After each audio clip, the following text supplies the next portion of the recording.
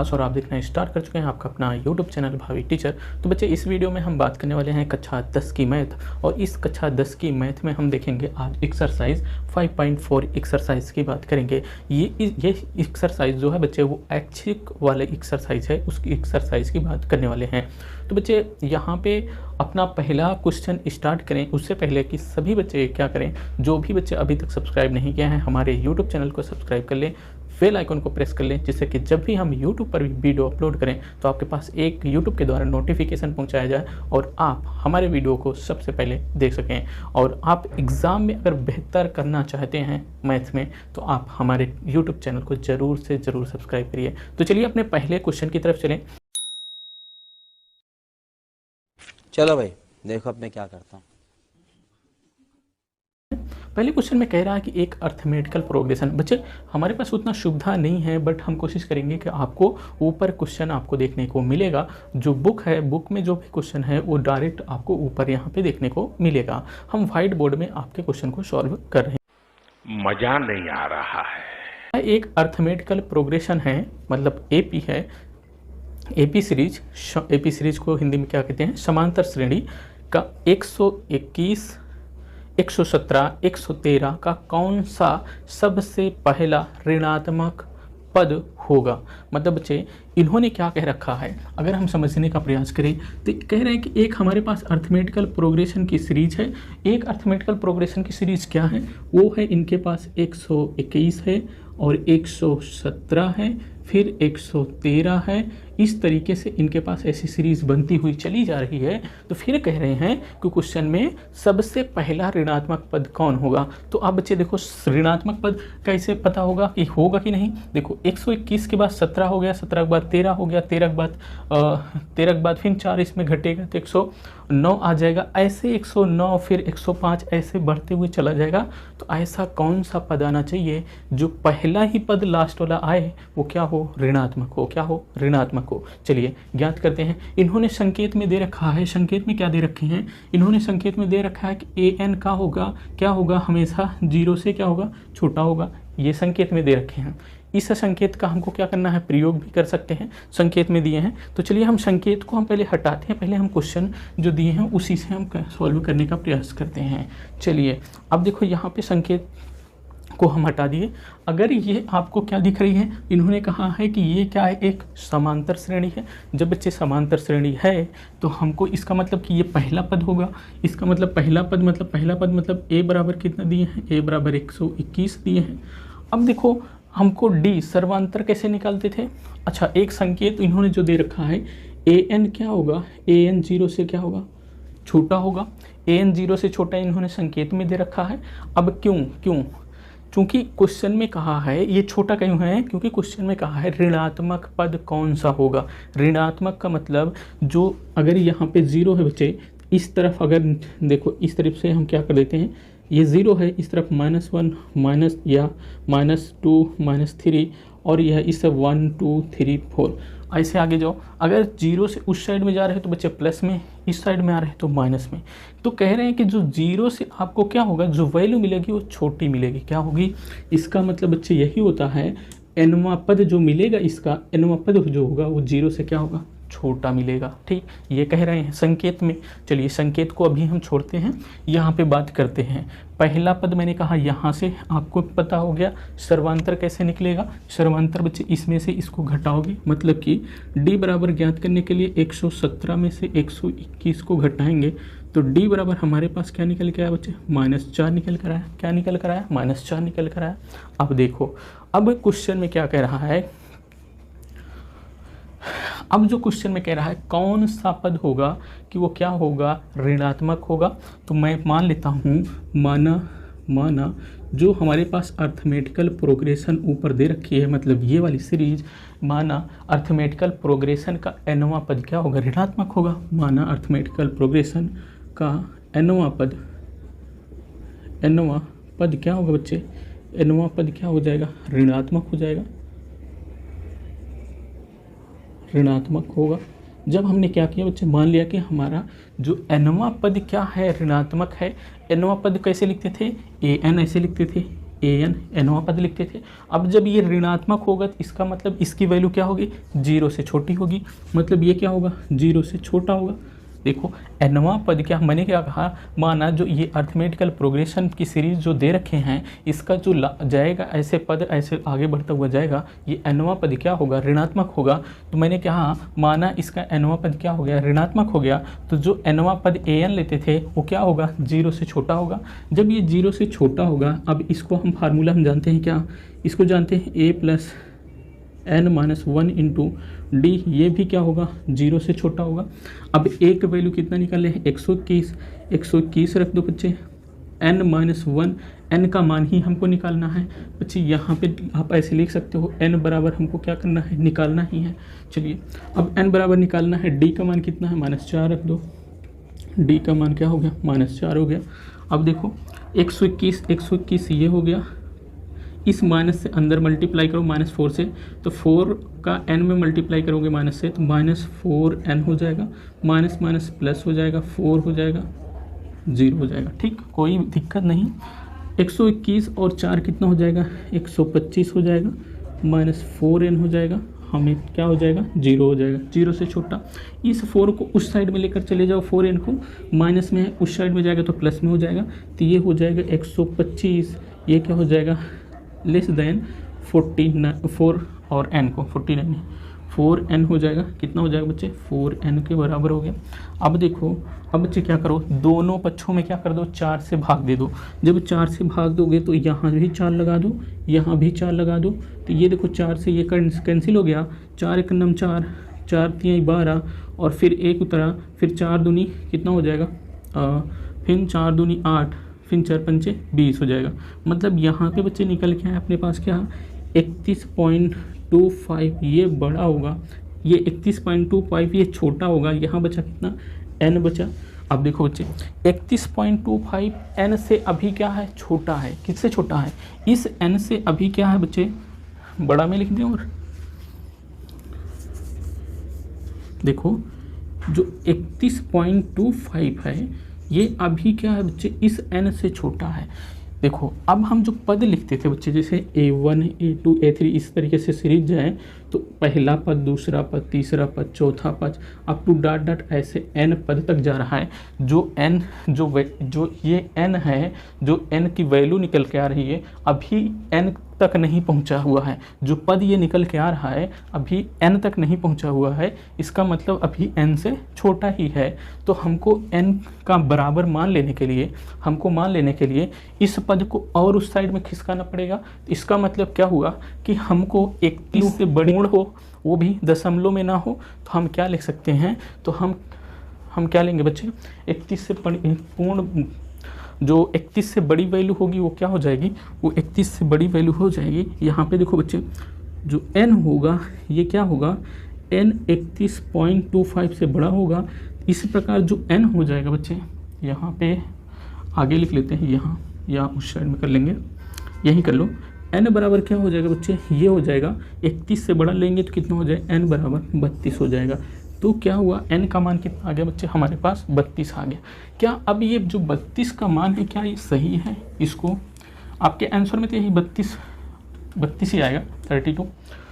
तो क्या ये मान सही है, जो n बराबर हमने 32 लिया, क्या ये मान सही है। चलो n का मान 32 रख के देखते हैं कि हमारा क्या ऋणात्मक पद आ रहा है पहला वाला। चलो हम क्या देख लेते हैं, an बराबर a plus n minus 1 into D. तो a 32 हम लेंगे तो a बराबर कितना हो गया, a बराबर 121 हो गया, प्लस n का मान कितना है 32 माइनस 1 इंटू डी का मान कितना, -4 यहाँ से लिया। अब देखो बच्चे 121 हो गया, प्लस 32 में से 1 जाएगा तो 31 हो जाएगा, मल्टीप्लाई -4 हो गया, 121 ये हो गया, 4 एकम 4 यहाँ माइनस 4 एकम 4, 4 3 12 हो जाएगा। तो ये कितना हो गया, 124 में से 121 जाएगा तो -3 हो जाएगा। ये 32वां पद कितना आएगा बच्चे, 32वां पद मतलब जो पहला पद इस श्रेणी का मिलेगा, वो जो ऋणात्मक पद मिलेगा वो कौन सा पद होगा, -3 होगा। और जो कि कैसरे नंबर का पद होगा, 32वें नंबर का कौन सा पद होगा, 32वें नंबर वाला पद होगा। मतलब 32वां पद ऐसा होगा, कैसा, वो -3 जो आएगा वो कौन सा पद होगा, 32वां पद होगा। तो आपने n का वैल्यू यहीं तक निकालना था, अपन n के वैल्यू यहाँ तक निकाल लिए। किसी बच्चे को कोई दिक्कत, किसी को कोई दिक्कत नहीं होनी चाहिए। फिर से समझ लो, हमारे पास एक अर्थमेटिकल सीरीज दे रखी है, उन्होंने कहा कि इसका कौन सा पद क्या होगा, ऋणात्मक होगा। तो मैंने कहा कि पहले आपको क्या करना है, इसमें पहला पद लेना, फिर सर्वांतर निकाल लेना, n का वैल्यू निकालना है। जब हमारा ऋणात्मक पद कह रहा है, इसका मतलब मैं मान लेता हूँ nवां पद हमारा ऋणात्मक है, तो जो nवां पद होगा वो 0 से क्या होना चाहिए, छोटा होना चाहिए, तभी तो ऋणात्मक में होगा। जब 0 से छोटा मैंने ले लिया इसको, अब इसी को nवां पद का फार्मूला लगाया, उसके बाद सभी के मान को रखा, उसके बाद बस इसको सोल्यूशन को बस इसको सॉल्व कर दिए हैं। सॉल्व करने के बाद n का मान कितना आ गया अपन बच्चे, 32 आ गया। अभी नहीं समझ में आया, थोड़ा से पीछे वीडियोज करिए, फिर से समझने का प्रयास करिए और आपको समझ में आ जाएगा। मज़ा आया।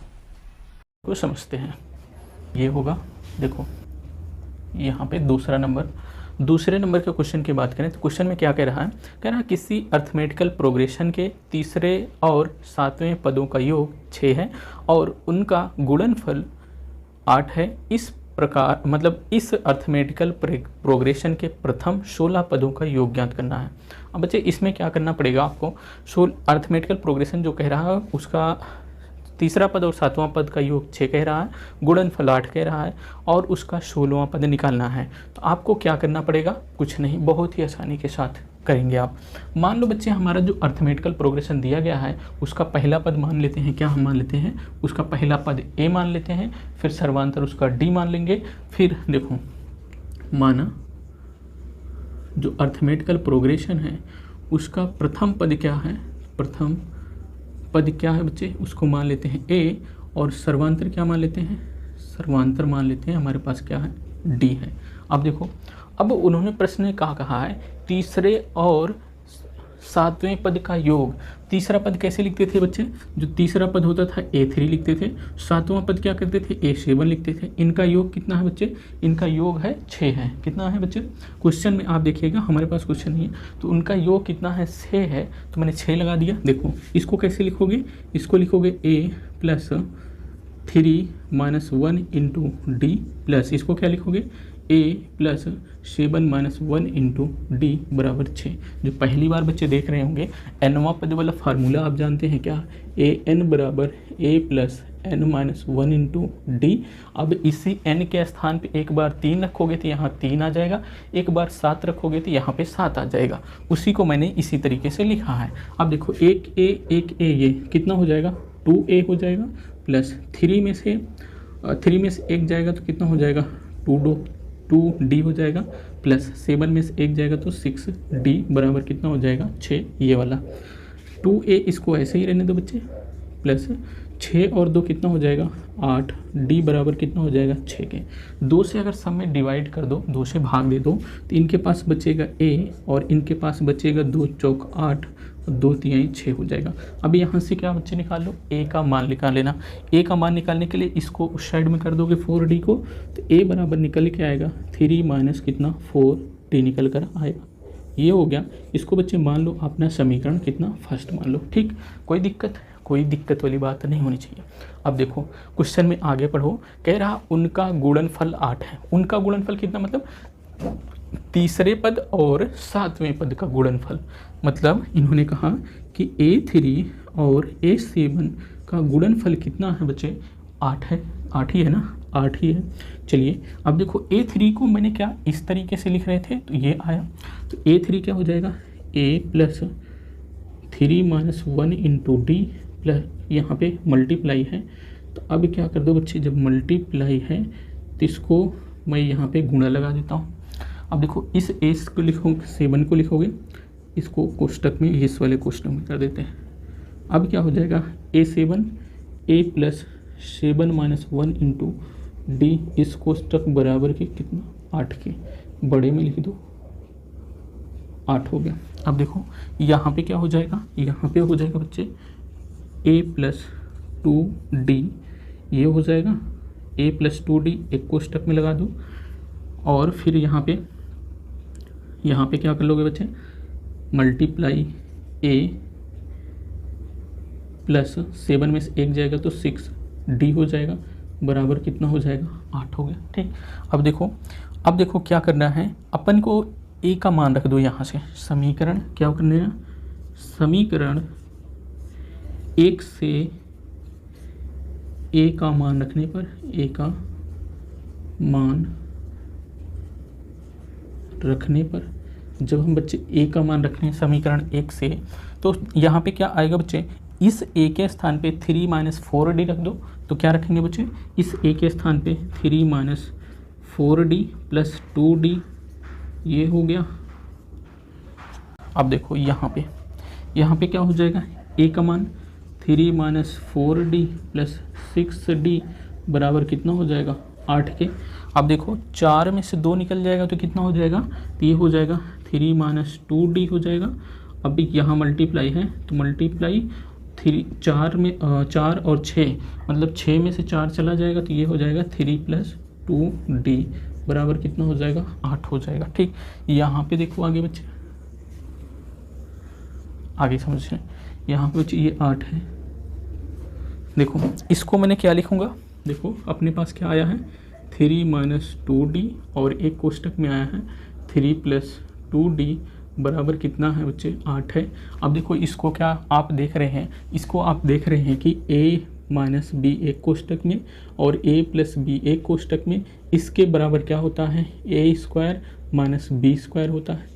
a² - b², a - b एक कोष्टक में, a + b एक कोष्टक में, इसका मतलब इसको a मान लो, इसको b मान लो, तो a - b एक कोष्टक में, a + b एक कोष्टक में, तो इसका मतलब a² - b² हो जाएगा। तो इसका मतलब हो जाएगा 3 का स्क्वायर कर दोगे तो 9 हो जाएगा, माइनस 2 और d का स्क्वायर करोगे तो कितना हो जाएगा 4 और d का स्क्वायर बराबर कितना हो जाएगा 8 हो जाएगा।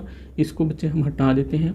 अब देखो इस 9 को उस साइड में लेके चलो जाओगे तो -4d² बराबर कितना हो जाएगा 8 - 9, तो यहाँ क्या हो जाएगा -4d² बराबर हो जाएगा -1 के। इस 1 से इस माइनस से इस माइनस को कैंसिल कर दो।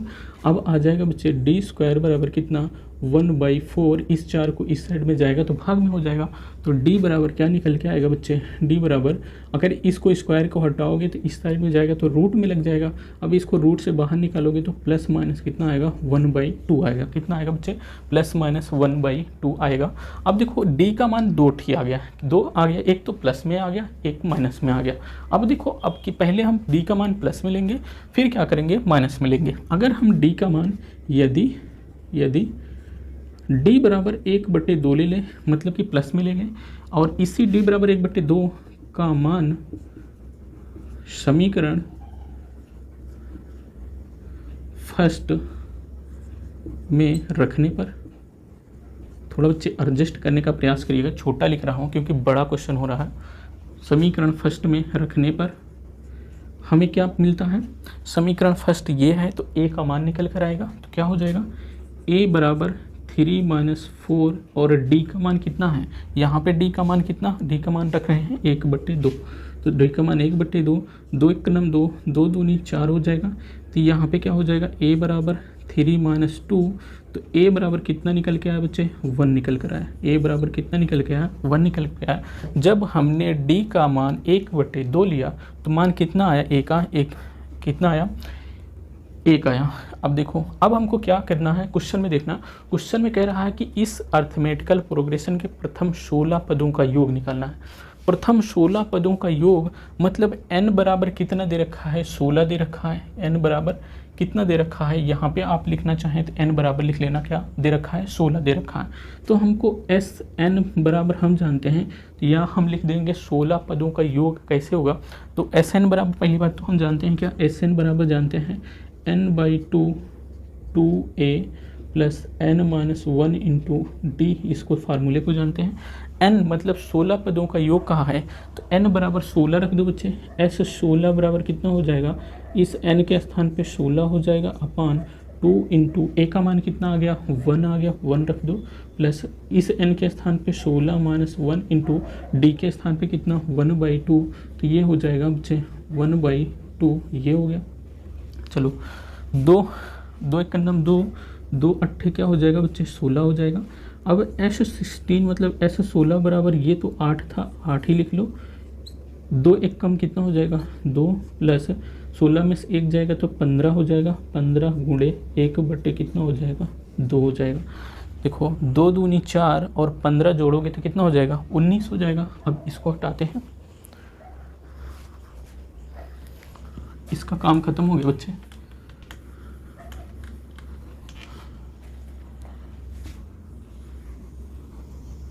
देखो 2 दूनी 4, 4 और 15 कितना हो जाएगा, 19 हो जाएगा। मतलब S16 बराबर हमारे पास आया कितना, यहाँ पे कितना है, 8 है, यहाँ पे कितना है, 8 है। 8 मल्टीप्लाई 19 बटे कितना, 19 बटे 2 आ गया। 2 एक नाम 2, 2 चौक 8। इसका मतलब S16 बराबर हमारे पास आ गया 4 मल्टीप्लाई कितना, 19, और ये बराबर कितना हो जाएगा, ये बराबर कितना हो जाएगा, ये S16 बराबर हो जाएगा हमारे पास 19 चौक 76। या हम ऐसे ही यहाँ पे एक थोड़ा हमारे पास जगह कम होने के कारण हम शॉर्ट ही कर दें, तो S16 बराबर कितना हो जाएगा, S16 बराबर 19 चौक कितना हो जाएगा बच्चे, 76 हो जाएगा। X16 का मान तो एक तो ये आ गया, S16 का मान एक तो ये आ गया, और दूसरा क्या आएगा बच्चे, दूसरा जब हमने यहाँ पे D का मान पहले क्या लिया, पॉजिटिव में लिया, तब पॉजिटिव मतलब प्लस में लिया 1/2, तब हमारे पास A का मान कितना है, 1 है। तब हमने इसको निकाला, तब हमारे पास S16 बराबर कितना आया बच्चे, 76 आया। अब देखो आगे हम क्या करेंगे, अगर यदि हम क्या ले लें, यदि हम D बराबर क्या रख दें, -1/2 समीकरण 1 में रखने पर, जब हम समीकरण 1 में रख देंगे तो हमारे पास क्या निकल कर आएगा, देखो यहाँ पे D का मान क्या रख दें, D का मान -1/2, तो क्या हो जाएगा, A बराबर 3 - 4 मल्टीप्लाई -1/2, 2 एक नाम 2, 2 दूनी 4, तो A बराबर हो जाएगा 3 माइनस इस माइनस और ये माइनस कितना हो जाएगा, प्लस, तो +2 हो जाएगा, तो A बराबर कितना आएगा, 5 आ जाएगा। A बराबर कितना आ गया बच्चे, 5,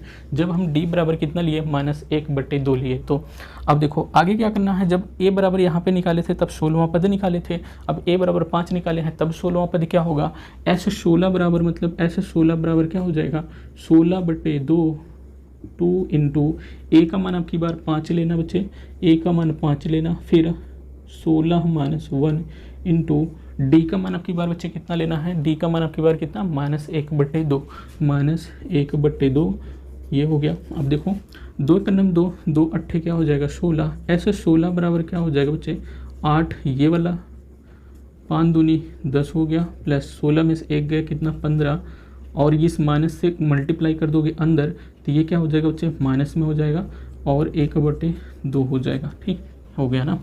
अब 2 धामा 20, 20 में से 15 जाएगा कितना हो जाएगा, 5, तो S16 बराबर कितना आ जाएगा, 8 मल्टीप्लाई 5 बटे कितना, 2, 2 एक नाम 2, 2 चौक 8, 4 पंचे 20 हो जाएगा। S16 बराबर कितना आ जाएगा, 20 आ जाएगा। एक तो 16वां पद कितना आया, अर्थमेटिकल प्रोग्रेशन जो है उसका 16वां पद जो निकाले, एक तो 16वां पद हमारे पास 76 आया और दूसरा कितना आया, 20 आया। फिर से समझने का प्रयास करो, क्वेश्चन को हम देखते हैं फिर से। क्वेश्चन में कह रहा है कि एक अर्थमेटिकल प्रोग्रेशन का तीसरा और 7वें पद का योग कितना है, 6 है। तो मैंने क्या कहा कि पहला जो अर्थमेटिकल प्रोग्रेशन है उसका प्रथम पद बच्चे मान लो कितना, A है, सर्वांतर मान लो बच्चे D है। तो हमने क्या कहा, हमने कहा कि उस क्वेश्चन में क्या कह रहा है कि तीसरा और 7वें पद का योग कितना है, 6 है। जितना जितना क्वेश्चन बच्चे कहता जाए उतना उतना खुद को करना है। तो यहाँ पे क्या कहा, तीसरे और 7वें पद का योग 6 है, तो तीसरा पद को मैंने ऐसे लिखा, 7वें पद को ऐसे लिखा, जिसे nवां पद लिखा जाता है उसी तरीके से लिखा गया है। तो अब इसको कैसे लिखेंगे, इसको इस तरीके से, इसको इस तरीके से लिखेंगे, तो बराबर कितना 6 हो गया। A और A कितना 2A हो गया, यहाँ पे 3 में से 1 जाएगा तो 2D हो जाएगा, 7 में से 1 जाएगा तो 6D हो जाएगा, बराबर 6। 2A ये हो गया, 6 और 2 कितना 8 हो गया। इसको सॉल्व किए तो A बराबर कितना आ गया बच्चे, A बराबर 3 - 4D आ गया। फिर क्वेश्चन में कह रहा है कि उनका गुणनफल मतलब कि जो तीसरा पद और 7वां पद था योगफल जिसका 6 था, अब उन्हीं पदों को गुणा कर दोगे तो कितना हो जाएगा, 8 हो जाएगा। मतलब तीसरे और सातवें पद का गुणनफल कितना हो गया बच्चे, 8 हो गया। अब उसको फिर इसी तरीके से कर देंगे, तो जब उसी के तरीके से करें तो इनका जो गुणा करने के बाद कितना आया, एक मान ये आ गया। जब यहाँ पे मान आ गया कितना, इतना कर दिया, हम सॉल्व कर दिए। तो यहाँ से बच्चे ए का मान क्या करना है, निकाल करके यहाँ जो ए दिख रहा है इसी ए के स्थान पे रख दोगे, तो इसको सॉल्व करोगे तो अपने पास क्या निकल कर आएगा, सॉल्व करने के बाद अब जब ए का मान रखोगे तो यहाँ पे डी का मान निकल कर आएगा। डी का मान कितना निकल के आएगा, ±1/2, क्योंकि ये रूट में जा रहा था, रूट में कितना 1/4 जो जा रहा था, ये रूट में जा रहा था, इसलिए ±1/2 निकल कर आया। एक बार मैंने डी बराबर क्या रख दिया, 1/2 ले लिया, उसको समीकरण फर्स्ट में रख दिया, तो हमारे पास ए का मान निकल के आया 1। एक बार डी बराबर मैंने क्या लिया, एक बार डी बराबर -1/2 ले लिया यहाँ से, तो उसको समीकरण फर्स्ट में रख दिया, तो ए बराबर हमारे पास आपकी बार आया 5। जब ए बराबर 1 आया था तो मैंने इस समीकरण का, इस फार्मूले का यूज़ किया। 16वां पद ज्ञात करना था, 16वें पद का योग ज्ञात करना था, तो इस वाले फार्मूले को सभी बच्चे अभी तक तो रट चुके होंगे। जब रट चुके होंगे तो मैंने क्या किया, इस n के स्थान पे 16 रखा और इस n के स्थान पे 16। ए का मान मेरे को पता है यहाँ से, और डी का मान कहाँ से पता है, डी का मान 1/2 लिया है, तो डी का मान 1/2, इसको फिर सॉल्व कर देंगे बच्चे, तो आ जाएगा कितना 76 आ जाएगा, कितना 76 आ जाएगा। फिर मैंने क्या कहा, जब हमें डी बराबर इतना लिए, ए बराबर इतना हम निकाल लिए, तो यहाँ से भी 16वां पद हमने निकाल लिया, तो हमारे पास कितना आया, ऐसे 16 बराबर 20 आ गया। आई होप कि सभी बच्चे को समझ में आया होगा। तो चलिए नेक्स्ट वाले क्वेश्चन की तरफ चलते हैं।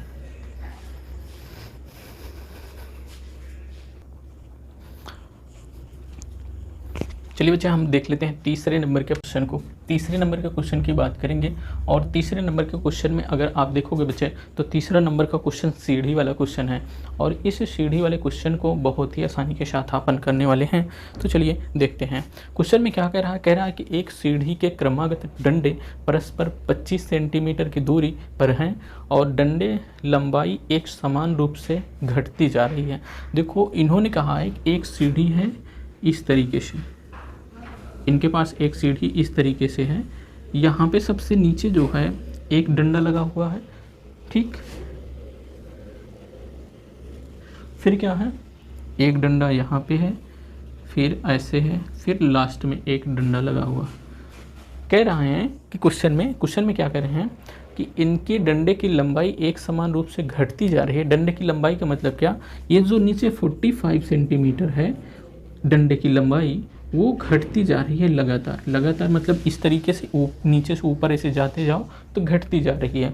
तो सबसे निचले डंडे की लंबाई 45 सेंटीमीटर दे रखे हैं और सबसे ऊपर वाले डंडे की लंबाई 25 सेंटीमीटर, मतलब इसका कितना है 25 सेंटीमीटर इसकी लंबाई है। फिर कह रहे हैं कि ऊपर और निचले डंडे के बीच की जो दूरी है, दूरी मतलब कि इस डंडे से लेकर के यहाँ तक का जो डंडा दिख रहा है, इनकी दूरी कितना है 2 सही 1/2 मीटर में है बच्चे।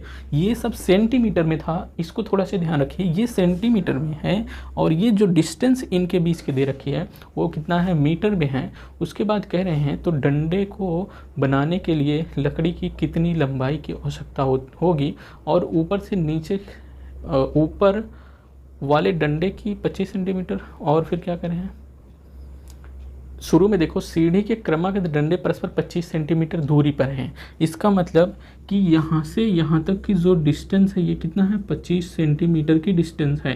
कितना है बच्चे, ये है 25 सेंटीमीटर की डिस्टेंस। अपन कहाँ से, इस जो दो डंडों के बीच की डिस्टेंस है वो कितना है 25 सेंटीमीटर की डिस्टेंस है। अब हमको अगर पता हो जाए बच्चे, इसमें पहली बात तो हमको पता करना है इसमें कितना बड़ा हमको डंडा लाना पड़ेगा, किसको कटिंग करके हमको इस पूरी सीढ़ी में फिट कर दें, जो 45 से शुरू हो, नीचे से 45 से शुरू हो, ऊपर आते आते 25 सेंटीमीटर का डंडा बचे और इसमें फिट हो जाए। ठीक, तो हमें कितना क्या होना चाहिए, कितनी बड़ी लकड़ी की आवश्यकता होगी। अब हमको मतलब ऐसे देखो, अगर हम इस सीढ़ी को ऐसे पलट दें, मतलब अगर हम इस सीढ़ी को बच्चे ऐसे बना दें, ऐसे बनाने का प्रयास करें, तो यहाँ पे बच्चे अगर ये अपना क्या आएगा, ये क्या आएगा, ये 45 सेंटीमीटर आएगा। फिर देखो ये दूसरा डंडा बना दिए, फिर तीसरा डंडा बना दिए, फिर ये लास्ट में जो इन्होंने कह रहे थे हम इसको यहाँ पे बना दिए, इसको कह दिए हमने ये है कितना 25 सेंटीमीटर है। अब उन्होंने क्वेश्चन में कहा है कि जो दो डंडों के बीच की जो डिस्टेंस है, मतलब यहाँ से यहाँ तक की डिस्टेंस कितना है 25 सेंटीमीटर है, और उन्होंने कहा है कि इस डंडे से लेकर के इस डंडे की जो डिस्टेंस है वो 2 से 1 बटे कितना 2 मीटर है। चलिए अब देखो अब यहाँ पे अगर हमको पता हो जाए कि इनके और इनके बीच में कितने डंडे लगे हैं, तो पहले हमको ज्ञात क्या करना है, हमको ज्ञात करना है कि जो डंडों की संख्या है वो ज्ञात कर लें। तो यहाँ पे क्या कर लें, डंडों की संख्या। डंडों की संख्या कैसे ज्ञात करेंगे बच्चे, कुल डिस्टेंस आपको पता है यहाँ से लेकर के यहाँ तक। अब एक जो इसमें कितने डंडे, दो डंडों के बीच की डिस्टेंस कितना है 25, दो डंडों के बीच देखो यहाँ से लेकर के यहाँ तक कितने डंडे, एक और दो डंडे 25 चले, फिर यहाँ से यहाँ चले 25 चले, फिर यहाँ से ऐसे 25 ऐसे 25। इसका मतलब जो पूरी डिस्टेंस दे रखी है 1/2 मीटर में दिया है, इसको बच्चे सेंटीमीटर में लिखेंगे। तो अपन के पास क्या है 2 से 1/2 मीटर में है, इसको 100 से मल्टीप्लाई कर दें, सेंटीमीटर में हो जाएगा। अपन इसको क्या कर दें 25 से भाग दे दें, क्या कर दें 25 से भाग दे दें। अब देखो अब इसमें एक जोड़ दें तो हमें इसमें पूरा डंडा पता हो जाएगा। अब देखो अब सोच में दिमाग में ये आ रहा होगा, अब आप एक को काहे जोड़ रहे हो, तो देखो यहाँ पे देखो यहाँ एक डंडा ये मतलब एक यहाँ 25 सेंटीमीटर तय करने में आपको 2 डंडे लग रहे हैं, फिर उसके बाद यहाँ से लेकर के यहाँ तय कर रहे हो तो इस एक डंडे को काउंट नहीं करोगे, इस वाले डंडे को काउंट करोगे, मतलब फिर यहाँ से यहाँ तक 25 चलोगे 25 तो कितना होगा, एक ही डंडे मिलेंगे। तो मतलब यहाँ से यहाँ, फिर यहाँ से यहाँ, यहाँ से यहाँ, यहाँ से यहाँ, एक ही डंडे मिल रहे हैं। लेकिन यहाँ पे मैंने एक डंडे थोड़ी ना काउंट करेंगे, 2 डंडे काउंट करेंगे। तो यही एक डंडा जो छूट रहा था उसी को मैंने एक यहाँ पे लिख दिया। अब देखो इसको सॉल्व करो बच्चे, इसको सॉल्व कैसे करोगे, 2 दूनी 4, 4 1 5 हो जाएगा, 5 × 100 हो जाएगा, और इस 2 को नीचे उतार लो, नीचे उतार लोगे तो कितना हो जाएगा 25 + 1 हो जाएगा। देखो 25 दूनी कितना हो जाएगा 50, 5 × 100 बटे कितना हो जाएगा 50, 1 0 से 1 0 कैंसिल हो जाएगा, 5 से 5 कैंसिल हो जाएगा, ये +1 था, यहाँ बचा 10, तो क्या बचा 10 + 1 बचा, ये हो जाएगा बच्चे कितना 11 आ गया। ये क्या हो गया डंडों की संख्या, अर्थात ये क्या हो जाएगा डंडों की जो संख्या है, डंडों की संख्या अर्थात बच्चे ये आ गया क्या n का मान आ गया, क्या आ गया n का मान आ गया। अब देखो यहाँ से अगर आप शुरू करो पहला पद दूसरा पद, ऐसे देखो डाट ऐसे लगा दो, ये मान लो ये ए क्या है पहला पद है, दूसरा पद, ऐसे ऐसे डाट लगा दो यहाँ तक का। अब देखो ये एक डंडा मिला, फिर डंडा मिला, फिर मिला, लास्ट वाला जो डंडा मिल रहा है हमका 45 मिल रहा है। इसका मतलब जो n का मान कितना आया, कुल इसमें डंडे कितने लगे हैं, कुल डंडे कितने लगे हैं 11 डंडे लगे हैं, जो 11वां डंडा होगा वो कितना होगा 45 होगा। इसका मतलब इन्होंने दे रखा है 11वां डंडा A11 बराबर कितना हो जाएगा, 11वां डंडा कितना है 45 है, मतलब यही हुआ ना, जो लास्ट में आ रहा है वही तो 11वां डंडा होगा, क्योंकि पूरे 11 डंडे लगे हैं, जो लास्ट में है वही तो 11वां डंडा होगा। तो ये मान लो हमारे पास जो 11वां डंडा है वो क्या है 45 है, तो ये क्या होगा 45 हो गया। अब इसको कैसे लिखोगे बच्चे, इसको nवां पद वाला फार्मूला लगाओगे तो क्या हो जाएगा A + 11 - 1 × D बराबर कितना 45।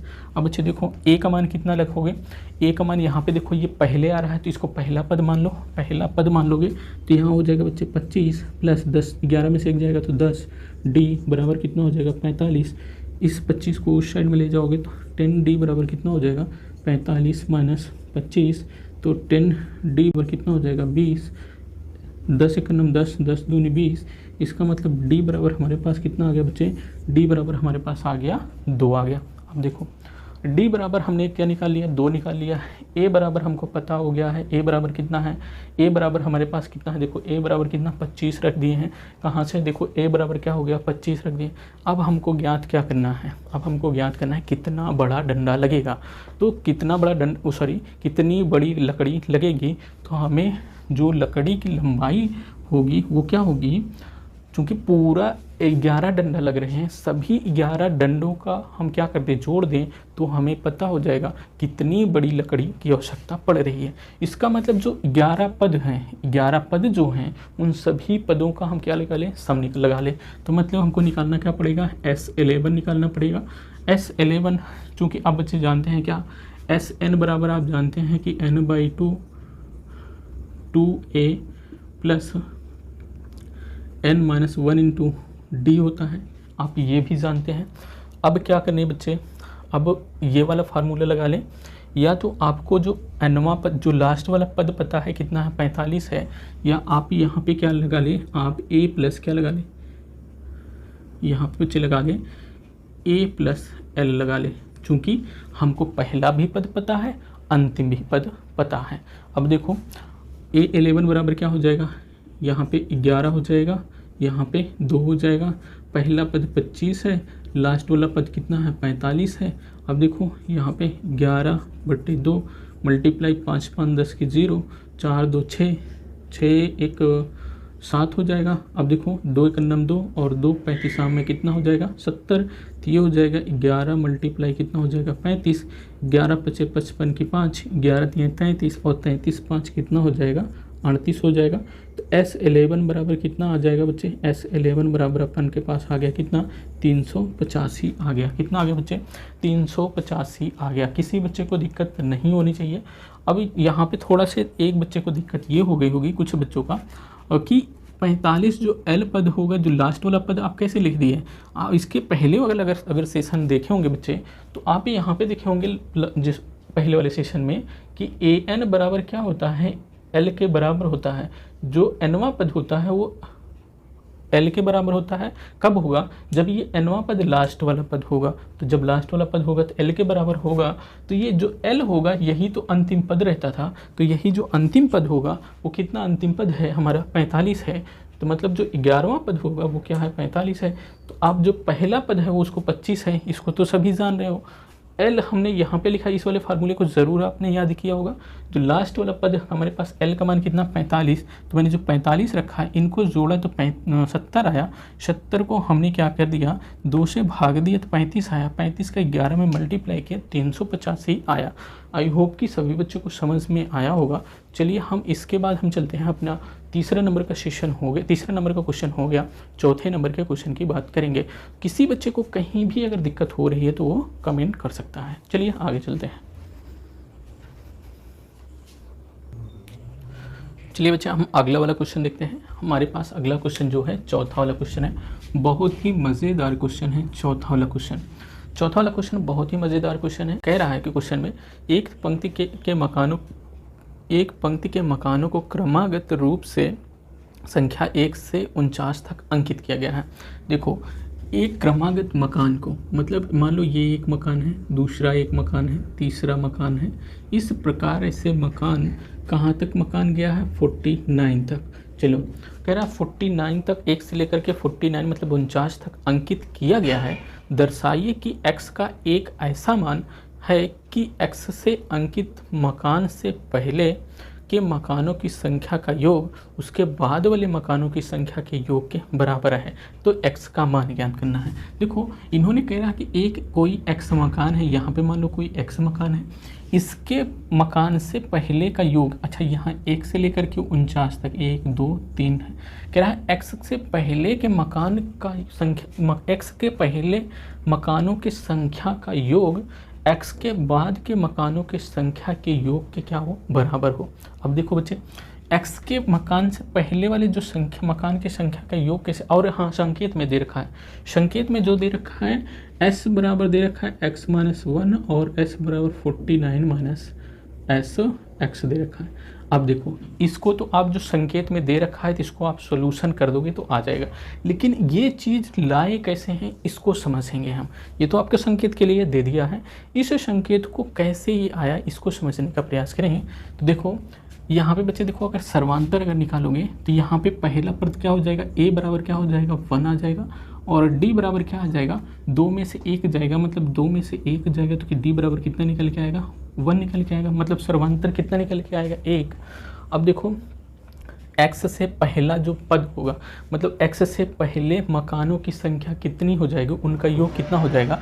x से पहले मतलब x में हम क्या घटा दें बच्चे, x में अगर हम 1 घटा दें, जो ये सर्वांतर है ना, जैसे 2 में से 1 घटाते थे तब हमको मिलता था, 3 में से 1 घटाते थे, या 2 में 1 जोड़ेंगे तो 3 मिलेगा ना, ऐसे था। तो x में क्या करेंगे, 1 घटाएंगे तो इसके पहले वाला पद मिलेगा, तो उसके पहले वाले पद का क्या कर दें, सम कर दें। सम मतलब जोड़ कर दें, योग कर दें, तो मतलब इस x के पहले कितना पद होंगे, वो x माइनस n पद होंगे।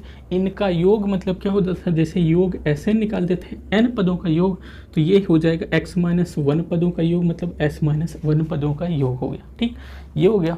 देखो समझने का प्रयास करो, इसी को कैसे लिखा गया है हम समझाते हैं। x माइनस 1 हो गया, इसको लिख लिया। अब देखो फिर क्वेश्चन में क्या कह रहा है, क्वेश्चन में कह रहा है कि इस x के बाद वाले मकानों का योग बराबर हो। अब बच्चे इस x के बाद वाले मकानों का योग कैसे निकालोगे, जब आप देखो बच्चे आपके पास क्या हो, यहाँ से लेकर के आप पूरे पहले मकान निकाल लो, कितना निकाल लो, यहाँ से लेकर 1 से लेकर के 49 तक के जितने मकान हैं उनका पदों का योग निकालोगे, तो इसका मतलब उसका निकालने के लिए S49 करना पड़ेगा। उसके बाद यहाँ से लेकर के x तक जो मकान हैं इनका योग करोगे, तो इनका योग क्या कर दोगे, इस जो x से लेकर 49 तक निकालो उसमें घटा दोगे, तो आपको पता हो जाएगा कि x के बाद जितने मकान हैं उनका योग निकल कर आया। कितना निकल के आया, x के बाद के मकानों का योग निकल के आएगा। कब, जब आप 1 से लेकर 49 तक के मकानों को योग से 1 से लेकर के x के मकानों को योग को घटा दोगे, तो मतलब इसमें से s माइनस एस एक्स को क्या कर दें, घटा दें, तो ये क्या हो जाएगा, बराबर हो जाएगा। क्वेश्चन में कहा है। ठीक, अब देखो जब ये क्वेश्चन में कहा है तो मैंने क्या लिख दिया, ऐसे लिख दिया। देखो अब देखो थोड़ा से दूसरा वाला, ये वाला ना समझ में आया होगा, जैसे 1 2 3 4 अप टू डॉट डॉट कहाँ तक हम कर देते हैं, 49 तक कर देते हैं। अब यहाँ पे कोई पद हम मान लेते हैं यहाँ पे, या इसको हम 10 ही लेते हैं, 10 लेते हैं, यहाँ पे 5 कर देते हैं। ठीक, ये 5। अब क्या कह रहा है क्वेश्चन, ऐसे समझो कि ये 5 से पहले पद जो हैं इनका योग अगर हम निकालें तो S5 हो गया। S कितना हो जाएगा बच्चे, S5 हो जाएगा, S5 हो जाएगा। अब इसके बाद के योग हमको ज्ञात करना है, इसका मतलब यहाँ से लेकर के पूरा हम योग ज्ञात कर लें, S10 पूरा योग ज्ञात कर लें, उसमें से हम आगे वाला घटा लें तो हमें पीछे वाला मिल जाएगा। वही ये कह रहा है कि 1 से लेकर के 49 तक हम मकानों का योग निकाल लिए, उसके बाद कह रहा है x के बाद वाले मकान का योग हम आगे वाला घटा देंगे तो पीछे वाला मिल जाएगा। तो देखो जो आगे वाले मकान का योग होगा, मतलब x तक, यहाँ से लेकर x तक मकान का योग कितना होगा, SX होगा, मकानों की संख्या x है। अब देखो और इसको मैंने क्या घटा दिया हूँ, 1 से लेकर 49 तक के मकान से मैंने घटा दिया, तो ये पीछे वाले जो मकान थे उनका योग पता हो जाएगा। और इनका योग जो है बच्चे वो इसके पहले वाले जस्ट मकान के मकान को जितना योग यहाँ से बनता था उसके बराबर है। ठीक, समझ में आया, चलो आ गया।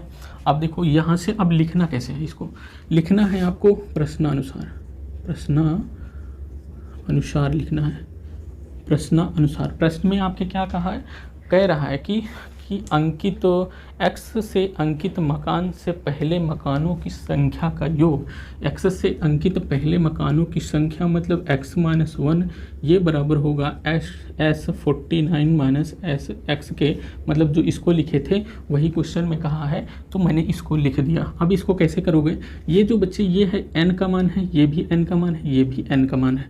देखो यहाँ पे अब क्या फार्मूला आप जानते ही हैं, फार्मूला जानते हैं, SN बराबर है n/2 2a plus n minus 1 into D, ये फार्मूला आप जानते ही हैं।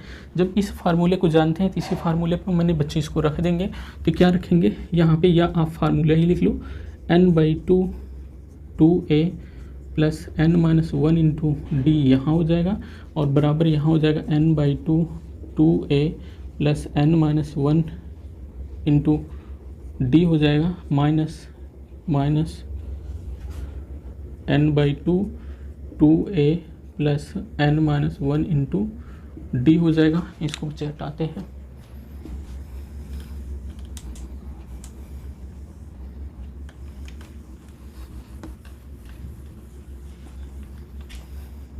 ये इतना हो जाएगा। चलो मान रखो यहाँ n के स्थान पे x माइनस वन अपान 2 हो जाएगा। 2 इंटू a का मान कितना है, a का मान 1 है, प्लस n कितना है x माइनस 1 इंटू डी कितना है, d कितना है बच्चे, d है 1 है, d कितना 1 है, बराबर n का मान 49 अपान 2 हो जाएगा। 2 इंटू a का मान बच्चे 1 है, प्लस n का मान 49 माइनस 1 इंटू डी का मान बच्चे कितना 1 है, d का मान कितना रख देना 1, माइनस n का मान बच्चे x है, n का मान x रख देना बटे 2 इंटू 2, a का मान कितना 1 है, प्लस n कितना है, x है, x रखो माइनस 1 इंटू डी का मान कितना 1 रखो। अब देखो एक चीज़ और कन्फ्यूज़न हो रहा होगा यहाँ पे ये कन्फ्यूज़न हो रहा होगा कि सब में आप d और a का मान क्यों रखे हैं। चूँकि इसलिए रखे हैं कि हमने जो बात की है, इसकी बात की है तब भी हमने यही सीरीज़ ली है, यही श्रेणी ली है, इसकी बात की है तब भी मैंने इसी में लिया है, इसकी बात की है तब भी मैंने इसी में लिया है। तो इसी का पहला पद बार बार लिया है, इसी का क्या लिया है, सर्वांतर भी इसी का लिए हैं, चाहे इसमें कोई भी चीज़ सम किसी का भी सम निकाले हैं तो सब में हमने क्या किया, इसी श्रेणी का प्रयोग किया है, इसलिए सब में इसी का सर्वांतर और इसी का पहला पद रखा जाएगा। ठीक, कोई दिक्कत नहीं। अब तो कन्फ्यूज़न ख़त्म हो गई होगी। चलो आगे चलते हैं। अब आगे क्या हो जाएगा, ये x माइनस 1 अपान 2 हो जाएगा, 2 एक नम 2 हो जाएगा, प्लस x माइनस 1 हो जाएगा, और x माइनस 1 अगर यहाँ पे कर देंगे तो ये क्या हो जाएगा, हट जाएगा। अब देखो ये हट गया, चलो ये 49 हो गया अपान 2 हो जाएगा, 2 एक कम 2 हो जाएगा, प्लस ये क्या हो जाएगा 48 हो जाएगा, 49 में से एक जाएंगे तो 48 हो जाएगा, ये हो जाएगा माइनस x बटे 2 हो जाएगा। ठीक, 2 एक नम 2 हो जाएगा, यहाँ पे x से मल्टीप्लाई कर दोगे 2 प्लस x माइनस 1 ये हो जाएगा। ठीक, अब देखो 2 में से 1 जाएगा तो 1 हो जाएगा, तो यहाँ अगर हम देखें x माइनस 1 अपान कितना हो जाएगा, 2 में से 1 जाएगा तो 1 प्लस x हो जाएगा। ठीक, अब देखो यहाँ पे 48 और 2 कितना हो जाएगा 50, 49 मल्टीप्लाई कितना हो जाएगा 50 बटे 2 हो जाएगा, इसको नीचे कर दिए पूरे, माइनस x और ये 2 में से 1 चला जाएगा तो कितना हो जाएगा, ये मल्टीप्लाई कितना हो जाएगा 2 में से 1 जाएगा तो 1 हो जाएगा, प्लस कितना हो जाएगा x हो जाएगा, ये हो गया इतना। अब हम क्या कर देते हैं, इसको देखो x बाई 2 और यहाँ पे कितना हो गया 1 प्लस x हो गया। ठीक, अब देखो बच्चे यहाँ पे क्या है, x माइनस 1 अपान 2 है, यहाँ पे इतना है और यहाँ पे इतना 1 बाई क्या करते हैं 2, सभी में क्या कर लें बच्चे कॉमन ले लें, तो हमारे पास क्या बचेगा, अगर हम क्या कर लें यहाँ पे इसको बाहर कर लें तो मतलब हम क्या कर लें, x माइनस 1 को ऐसे रख लें और 1 प्लस एक्स को एक कोष्टक में रख लें, 1 प्लस एक्स को एक कोष्टक में रख लें, और यहाँ से मैं क्या कर लूँ 1/2 क्या कर लूँ बाहर कर लूँ। ठीक, अब यहाँ पे 1/2 बाहर कर लेंगे तो क्या बचेगा 49 माइनस 50 माइनस x, और यहाँ पे बचेगा कितना बच्चे, यहाँ पे बचेगा 1 प्लस कितना x बचेगा, और इसको या हम x का अंदर मल्टीप्लाई कर दें। जब हम x का अंदर मल्टीप्लाई कर देंगे तो क्या हो जाएगा, x का अंदर मल्टीप्लाई कर दोगे तो क्या हो जाएगा x हो जाएगा, इस माइनस से माइनस माइनस हो गया, x स्क्वायर हो जाएगा। ठीक, इस 1/2 को मैंने क्या कर लिया यहाँ पे कॉमन कर लिया। अब देखो क्यों कर लिया, क्योंकि 1/2 ये क्या हो जाएगा बच्चे कैंसिल हो जाएगा। जब कैंसिल हो जाएगा तो इसको अगर हम एक दूसरे में मल्टीप्लाई करेंगे तो क्या हो जाएगा बच्चे,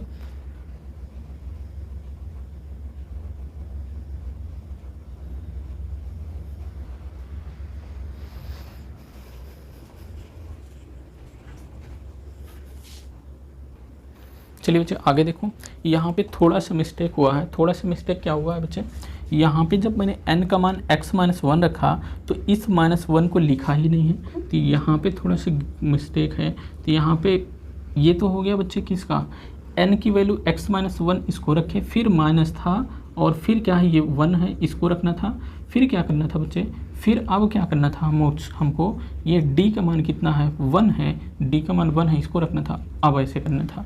अब देखो 1 का मल्टीप्लाई करोगे तो देखो -1 और -1 कितना हो जाएगा बच्चे, ये हो जाएगा 2 हो जाएगा, तो x माइनस कितना हो जाएगा 2 हो जाएगा। ये 1 का इसमें मल्टीप्लाई करोगे तो कोई फ़र्क नहीं पड़ेगा, माइनस देखो ये माइनस में है, ये प्लस में, ये कट जाएगा, तो इनके पास बच्चा कितना सिर्फ बच्चे x अकेले बचा, कितना बचा x अकेले बचा है, तो यहाँ पे क्या हो जाएगा बच्चे, ये x हो जाएगा। ठीक, अब देखो जब ये x हो जाएगा तो यहाँ भी बच्चे क्या हो जाएगा, x ही रहेगा, यहाँ पे क्या हो जाएगा x हो जाएगा। ठीक, कोई दिक्कत नहीं, बस इतना दिक्कत हो रहा था। इस x से बच्चे अब क्या कर दो, मल्टीप्लाई कर दो। x से जब इसको अंदर मल्टीप्लाई करोगे तो ये क्या हो जाएगा, x² हो जाएगा माइनस x हो जाएगा, बराबर इन दोनों का मल्टीप्लाई कर दोगे तो कितना 0 हो जाएगा, 5 45 की 5 हो जाएगा, हासिल 4, 5 चौक 20, 4 24 हो जाएगा, मतलब 2400 कितना हो जाएगा, 5 चौक 5 45 की 5 हासिल 4, 5 चौक 20, 20 4 कितना हो गया 24, 2450 हो गया। ये क्या हो जाएगा -x हो जाएगा। अब देखो इसको मैंने ऊपर लिखने का प्रयास करता हूँ और यहाँ पे बच्चे देखो ये x और ये x कट जाएगा, क्यों, क्योंकि -x इस साइड में भी है, -x इस साइड में भी है, तो ये कट जाएगा, तो यहाँ पे बचेगा x² बचेगा, क्या होगा यहाँ पे आगे लिख लेते हैं। देखो हमारे पास बचा इस साइड में x², इस साइड में बचा 24 और 50 और -x² बचा, इसको इस साइड में लेकर आओगे तो x² प्लस x² हो जाएगा, बराबर कितना 24 और 50 हो जाएगा। x मतलब कि 2x² बराबर कितना हो जाएगा 24 और 50 हो जाएगा। 2 1 2, 2 1 2, 2 दूनी 4, 2 दूनी 4, 2 पंचे 10, मतलब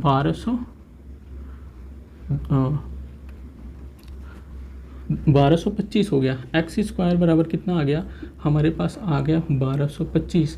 अब ये किसका एलसीएम अगर निकालने का प्रयास करो तो ये किसका एलसीएम निकलेगा, तो अगर x बराबर हो जाएगा तो ये अंडर कितना हो जाएगा 1225, तो x बराबर क्या निकल के आएगा बच्चे 35 निकल कर आएगा। ठीक, कोई दिक्कत वाली बात नहीं। x का मान उन्होंने पूछा था, हमने x का मान निकाला कितना 35। फिर से समझने का प्रयास करो बच्चे, क्वेश्चन को फिर से समझो। क्वेश्चन में कह रहा है कि एक पंक्ति में मकानों को क्रमागत रूप से संख्या 1 से लेकर के 49 तक अंकित किया गया है, तो मैंने 1 से लेकर 49 तक ऐसे क्रमागत मकान को रख दिया। फिर कहा है कि एक ऐसा मकान है जो बीच में है और इनके मतलब बीच में कोई एक ऐसा मकान है, बीच में x है, जो वो x से पहले के एक पद से जितने भी मकान हैं उनका योग कर लो, तो जो x के बाद के जो मकान हैं उनका योग कर लोगे तो आपको क्या हो जाएगा, जो x के पहले के मकान का योग किए थे और जो x के बाद के जो मकान का योग है वो बराबर होगा।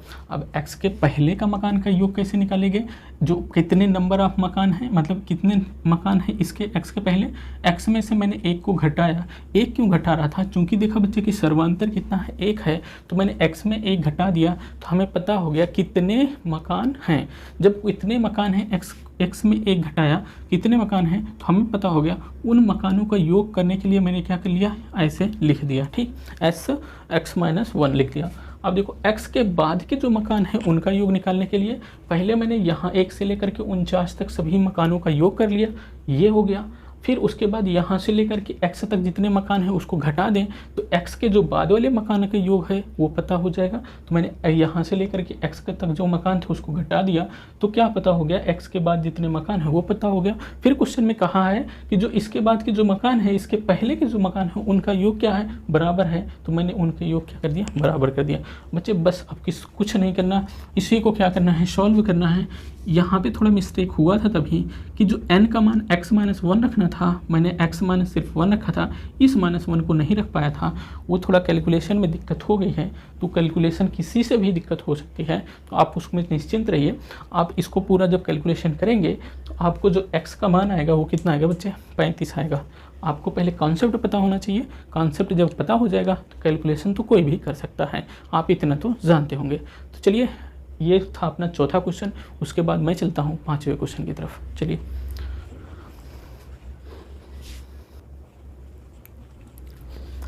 बच्चे, आज के सेशन का हमारा ये लास्ट क्वेश्चन होगा और ये हमारा क्वेश्चन होगा 5वां। आज के सेशन का लास्ट क्वेश्चन और 5वें क्वेश्चन को समझते हैं बहुत ही अच्छे तरीके से। कह रहा है एक फुटबॉल के मैदान में एक छोटा चबूतरा है जिसमें 15 सीढ़ियाँ बनी हैं। इन सीढ़ियों में से प्रत्येक की लंबाई 50 मीटर है और वह ठोस कंक्रीट की बनी प्रत्येक सीढ़ी में 1/4 मीटर चौड़ाई और 1/2 मीटर फैलाव अर्थात चौड़ाई अर्थात ये क्या है, चढ़ाई है, 1/4 मीटर चढ़ाई है और 1/2 मीटर फैलाव है। देखिए यदि एक चबूतरे को बनाने में लगी कंक्रीट का कुल आयतन परिकलित कीजिए, मतलब कि कंक्रीट की सीढ़ी बनाने में कितना कुल आयतन, मतलब कितना कंक्रीट का कुल आयतन लगता है, उसको हमको ज्ञात करना है। चलिए यहाँ पे अगर हम देखें तो हमारे पास क्या है, एक फुटबॉल का मैदान है। इस तरीके से क्या है, यहाँ पे एक सीढ़ी इस तरीके से ऐसे बनती हुई जा रही है। अभी इस सीढ़ियों की संख्या मान लेते हैं, हमारे पास कितना है सीढ़ियों की संख्या, 15 सीढ़ी बनी हुई है। कितना सीढ़ी बनी हुई है बच्चे, 15 सीढ़ी बनी है। कह रहा है कि जो चढ़ाई है, मतलब यहाँ से लेकर के यहाँ तक, देखो अगर हम और इसको बड़ा बनाएं, थोड़ा से और बड़ा बनाएं, जैसे यहाँ से लेकर के यहाँ तक की जो चढ़ाई है, ये चढ़ाई 1/4 है यहाँ से यहाँ तक, ठीक। और जो फैलाव, मतलब ये फैलाव कितना है, 1/2 है। अब देखो बच्चे, अगर फैलाव 1/2 है और इसी तरीके से वो क्या है, सीढ़ी जो ऐसे जाती है इस तरीके से, अगर ये सीढ़ी और उस साइड में जाए तो कितना हो जाती है, 50 मीटर की उसको ऐसे ऐसे, जब सीढ़ी ऐसे ऐसे जो होती है उसका लेंथ कितना दिया गया है, 50 मीटर दिया गया है। चलिए अब अगर मान लो कि ये सीढ़ी अगर रहेगी तो ऐसे से जो फैलाव होता है सीढ़ी का वो क्या होगा, 50 मीटर दे रखा है। तो अगर हम बात करें यहाँ पे उसका जो फैलाव होगा यहाँ से लेकर के यहाँ तक, उसको बच्चे मान लेंगे हम क्या है, लंबाई है। तो यहाँ पे अगर हम बात करें तो सीढ़ी की लंबाई क्या हो जाएगी, 50, और सीढ़ी की जो ऊंचाई हो जाएगी 1/4, सीढ़ी का जो चौड़ाई होगी वो क्या हो जाएगी 1/2। तो हमें निकल के आएगी एक सीढ़ी का क्या, वॉल्यूम अर्थात आयतन निकल कर आएगा। तो यहाँ पे अगर हम बात करें, और हम आयतन बराबर क्या जानते हैं, आयतन बराबर हम जानते हैं, आयतन बराबर क्या होता है, क्या, लंबाई गुणे चौड़ाई, लंबाई या यहाँ हिंदी में लिख लो, लंबाई गुणे चौड़ाई गुणे क्या होता है, ऊंचाई होता है। यही होता है आपको, लंबाई गुणे चौड़ाई गुणे ऊंचाई होता है। लंबाई कितना है, 50 मीटर का लंबा हमने कहा, और ऊंचाई कितना है, 1/4 उसकी ऊंचाई रख देना और 1/2 क्या हो रख देना, उसकी चौड़ाई रख देना। तो एक सीढ़ी का क्या निकल के आएगा, जो कंक्रीट उसमें लग रही है उसका आयतन निकल कर आएगा। चलिए अब हम क्या निकालते हैं यहाँ से, ऐसे ऐसे कितनी सीढ़ी, 15 सीढ़ियों का निकालना है। तो हम उसको भी कैसे करेंगे, फिर उसको निकालना है कि इसमें कितनी कंक्रीट लग रही है, उसको भी निकालना है। चलिए हम इसको देखते हैं। तो प्रथम सीढ़ी में जो कंक्रीट लगती है उसका पहले आयतन निकाल लें। तो यहाँ प्रथम सीढ़ी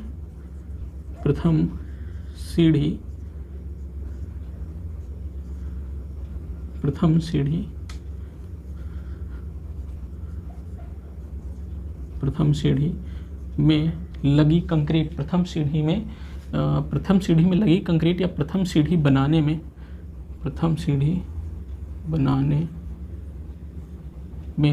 लगी कंक्रीट या कंक्रीट का आयतन, ठीक। प्रथम सीढ़ी बनाने में कंक्रीट का आयतन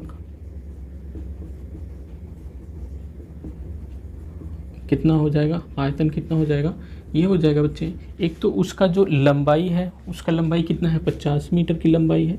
उसकी जो चौड़ाई है, चौड़ाई कितनी है, चौड़ाई ऐसे ऐसे, वो चौड़ाई कितना है, 1/2 है। और क्या है, उसका जो ऊंचाई है, ऊंचाई कितना है बच्चे, ऊंचाई है 1/4 है। ये प्रथम सीढ़ी की हो जाएगी। तो प्रथम सीढ़ी को बनाने में कंक्रीट का आयतन इतना हो गया। इसको अगर निकालोगे तो कितना हो जाएगा, ये हो जाएगा यहाँ पे 4 दूनी 8, मतलब 50 बटे कितना हो जाएगा, 8 हो जाएगा। दूसरे सीढ़ी की बात करोगे तो ये क्या हो गया, पहली दूसरी सीढ़ी की बात करोगे, दूसरी सीढ़ी को बनाने में कंक्रीट का आयतन कितना हो जाएगा, यहाँ पे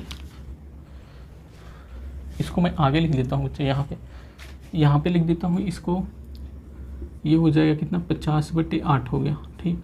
दूसरी कंक्रीट को सीढ़ी का आयतन बनाने में कितना लगेगा बच्चे, ये लगेगा 50, तो वो किसका हो गया, 50 तो वो हो गई ऐसे ऐसे लंबाई, और 1/2 क्या होगी इसकी चौड़ाई। अब देखो एक सीढ़ी तो बनाना है, एक सीढ़ी के बाद फिर दूसरी सीढ़ी बनाना है, मतलब ऊंचाई कितनी हो जा रही है, डबल हो जा रही है। इसके क्या हो जाएगी, डबल अब ऊंचाई हो जाएगी, तो मतलब 2/4 हो जाएगी। अब देखो इसका मतलब क्या हो जाएगा, 50 दूनी 100 ऊपर हो जाएगा, 50 दूनी क्या हो जाएगा बच्चे, ऊपर 100 हो जाएगा, और नीचे 4 दूनी 8 हो जाएगा।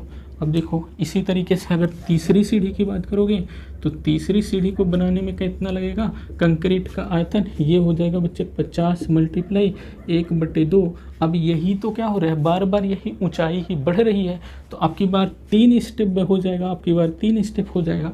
तो अब कितना हो जाएगा, जब 3 स्टेप हो जाएगा तो मैंने 3 स्टेप लगा दिया। जब 3 स्टेप लगाया बच्चे तो ये कितना हो गया हमारे पास, ये आ गया बच्चे कितना, ये हो गया 15 150 बट्टे कितना आ गया 8 आ गया। अगर मैं इसी तरीके से सीरीज़ निकालने का प्रयास करूं तो इसी प्रकार सीरीज़ क्या हो जाएगी, देखो तो इसी प्रकार क्या हो जाएगा हमारे पास जो सीरीज़ निकल कर आएगी, इसी प्रकार क्या सीरीज निकल कर आएगी। एक तो 50/8 हो रहा है, दूसरा क्या आ रहा है, दूसरा आ रहा है 100 कितना 100/8 आ रहा है, तीसरा आ रहा है 150 कितना आ रहा है 8 आ रहा है। ऐसे ऐसे ऐसे ऐसे तो चला जाए तो लास्ट में जो आएगा वो क्या आ जाएगा, लास्ट में आएगा 50 मल्टीप्लाई 1/2, तो उसकी चौड़ाई ऐसे रह करेगी। और जो यहाँ पे तीसरा स्टेप निकालें, अब हमारा जो लास्टवां वाला स्टेप होगा वो 15वां स्टेप होगा। इसका मतलब 15 क्या हो जाएगा 4 हो जाएगा। देखो इसको 15 × 75 मतलब ऊपर कितना हो जाएगा बच्चे 700, ये कितना हो जाएगा, ये 15 × 75 4 दूनी 8, ये मतलब कितना हो जाएगा बच्चे 750 बटे कितना हो जाएगा 8 हो जाएगा। मैंने कहा इसको कैसे निकाला, मैंने जो 15 लास्ट में क्या था 15 सीढ़ी बन रही थी, और 15 सीढ़ी बन रही थी, 50 उसकी क्या थी लंबाई थी, और क्या था 1/2 क्या था उसकी चौड़ाई थी, और जो है उसकी ऊंचाई क्या है बार बार कितना 1/4 ऊंचाई है। और ये 15वीं सीढ़ी की अगर हम बात करें तो ये उसका पूरा आयतन निकल कर आएगा, मतलब ये लास्ट वाला पद निकल कर आएगा। अब देखो अब इन सभी का क्या कर दो बच्चे सम कर दो, जब सम कर दोगे तो ये इसका क्या निकल कर आएगा आयतन निकल कर आ जाएगा। अब सम करने के लिए बच्चे इसमें देखो, इसमें पहला पद अगर बात करो तो a बराबर कितना है 50/8 है। अगर d बराबर आप निकालोगे तो क्या करोगे 100/8 में से 50/8 निकालोगे तो कितना आ जाएगा बच्चे, 100 में से 50 गया तो 50/8 आएगा, कितना 50/8 आएगा। चलो अब इसको आगे करते हैं आगे। अब यहाँ पे अंतिम पद मतलब l बराबर कितना है हमारे पास 750/8 है। अच्छा l बराबर आप हो गया तो हमारे पास इस d का कोई मतलब ही नहीं, मतलब जब l हमें पता है तो यहाँ पे देखो n बराबर हमको पता है कितना 15 सीढ़ी बनानी है, और l बराबर हमको पता है कितना है 750 कितना है 8 है। अब देखो इसको हम जानते हैं Sn बराबर क्या जानते हैं n/2 a + l जानते हैं, तो n का मान कितना है s 15 है तो 15/2 हो जाएगा, और a का मान कितना है 50/8 है, प्लस l का मान कितना है 750/8 है। अगर हम इसको सॉल्व करेंगे तो 15/2 हो जाएगा। अभी यहाँ पे कितना 8 तो एलसीएम दोनों हो जाएगा 750 और 50 कितना हो जाएगा ये 800 हो जाएगा, ठीक है कितना 800। अब देखो 8 से काट दोगे तो कितना बार जाएगा 8 × 8 8 × 8 मतलब 0 हो गया, तो ये कितना हो जाएगा बच्चे, यहाँ पे आगे देख लेते हैं, आगे इस साइड में देख लें तो S15 बराबर कितना है 15/2, और यहाँ पे निकल के आया बच्चे कितना 100/8 से कैंसिल हो ही गया, कोई बात नहीं, 2 × 9 2 2 5 6 कितना हो गया 10 मतलब 50 हो गया। S15 बराबर कितना हो जाएगा 15 × 50 15 × 5 = 75 हो जाएगा, मतलब 750। S15 बराबर कितना आया 750 आ गया, क्या 750 आपका आंसर में आ रहा है। तो ये हो गया आपका 750 घन मीटर आ गया, क्या हो गया, इसको आप लिख सकते हो 750 घन मीटर, ये 750 घन मीटर। देखो फिर से समझने का प्रयास करो, फिर से समझिए। उन्होंने कहा कि एक हमारे पास सीढ़ी इस तरीके से बनी है, इस तरीके से मतलब एक स्टेप बनाए, फिर दूसरा स्टेप बनाया, फिर तीसरा स्टेप बनाया, इसी तरीके से ऐसे ऐसे कितने स्टेप बने हैं 15 स्टेप बने हैं। इस स्टेप का जो ऊंचाई की बात कर रहा है वो कितना है 1/4 है, कितना है बच्चे 1/4 उसकी ऊंचाई है, 1/4 उसकी ऊंचाई है, और यहाँ से यहाँ तक की जो ये चौड़ाई है वो क्या है 1/2 है। और जो इसका लेंथ मतलब कि जब सीढ़ी पे आप चढ़ने लगते हो ऐसे ऐसे, तो उसका ऐसे ऐसे वाला जो है वो क्या होता है, उसको लंबाई मान लोगे तो वो कितना दिया गया है वो 50 दिया गया है। अब आपको आयतन निकालने के लिए क्या होता है कि लंबाई, चौड़ाई और ऊंचाई उन सबको मल्टीप्लाई कर दोगे तो एक सीढ़ी का आयतन निकलेगा। अब एक सीढ़ी के आयतन के लिए 50 लंबाई, 1/2 उसकी चौड़ाई और उसकी ऊंचाई 1/4 थी। मैंने मल्टीप्लाई किया था, पहला सीढ़ी का आयतन निकल गया। दूसरी सीढ़ी के लिए हमको इसको 2 बार जोड़ना पड़ेगा, मतलब एक बार चढ़े फिर दूसरे उतना चढ़ेंगे, तो हमको क्या करेगा, इसको 2 बार कर दिए तो 2 बार हो गया। तीसरी स्टेप पे जब जाएंगे तो इसको हम 3 स्टेप कर देंगे, मतलब तीसरी बार चढ़ गए हम, तो ये तीसरा स्टेप हो गया। इसी प्रकार हम चलते अगर चले जाएं तो जो 15वां स्टेप आएगा, 15वां स्टेप कौन सा आएगा, इस तरीके से 15 को हम मल्टीप्लाई कर दें यहाँ से। देखो जैसे मैंने 3/4 यहाँ कर रहे थे, वैसे मैंने यहाँ पे कर दूँ, यहाँ पे क्या कर दूँ, 15/4 कर दूँ। क्या कर दूँ बच्चे, 15/4 कर दूँ। यही हमारा क्या हो जाएगा, जो लास्ट वाला स्टेप बचेगा, सीढ़ी का जो लास्ट वाला स्टेप बचेगा वो 50 × 1/2 × 15/4 हो जाएगा। इसको सॉल्व करोगे तो 750, 15 × 5 = 75, 750 और 4 दूनी 8, ये हो जाएगा। मतलब अब हमको पता हो गया पहला पद, दूसरा पद, तीसरा पद और क्या, इसी प्रकार 750/8 अंतिम पद भी पता हो गया। जब अंतिम पद पता हो गया तो ए का मान हमको यहाँ से निकल गया, डी का मान चाहिए नहीं क्योंकि अंतिम पद हमको पता है। कुल सीढ़ी कितनी बन रही है, 15 सीढ़ी बनी हुई है, हमको पता हो गया। इस वाले फार्मूले को रखें, एन का मान 15 रखें, ए का मान 50/8 रखें, एल का मान 750/8। इन ऊपर को जोड़ लिए तो 800 हो गया, नीचे 8 एलसीएम हो गया। तो 8 एकड़ 8, 8 को हम 800 में भाग दिए तो कितना हो गया, 100 निकल कर आया। अब इस क्या करेंगे, यहाँ पे 15/2 था, 15/2 था। अब देखो यहाँ पे, देखो यहाँ पे 100 जो निकला था, मैंने 100 यहाँ पे था, 15/2, 2 से फिर इसको भाग दिया तो 50 हो गया। 15 × 50 और 15 × 5 = 75 होता है, तो ये क्या हो गया, 750 घन मीटर हो गया। कितना, 750 घन मीटर हो गया। अब इसको जो बच्चे, इसको मैं समझाने के लिए किया था, इसको आपको हटा देना है, बस इतना ही आपको नोट करने की ज़रूरत है। आई होप कि बच्चे समझ में आया होगा कि तो किसी बच्चे को अगर डाउट होता है तो वो क्या कर सकता है, वो अपना डाउट नीचे कमेंट बॉक्स में डाल सकता है। तो बच्चे इस वीडियो को यहीं पे ख़त्म करने का प्रयास करते हैं, अगले वीडियो में फिर मिलेंगे और बहुत ही बेहतरीन सेशन अपना होगा अगला वाला वीडियो। और इस वीडियो को जहाँ तक आपको समझ में आया है वहाँ तक आप क्लियर करिए। कहीं भी कोई डाउट होता है तो आप कमेंट बॉक्स में कमेंट कर सकते हैं। तो चलिए गाइस, इस वीडियो को यहीं पर ख़त्म करते हैं, अगले वीडियो में फिर मिलते हैं, तब तक के लिए जय हिंद। भाई मज़ा आया, और मैं ये जो मज़ा है हिंदुस्तान के हर व्यक्ति को देना चाहता हूं।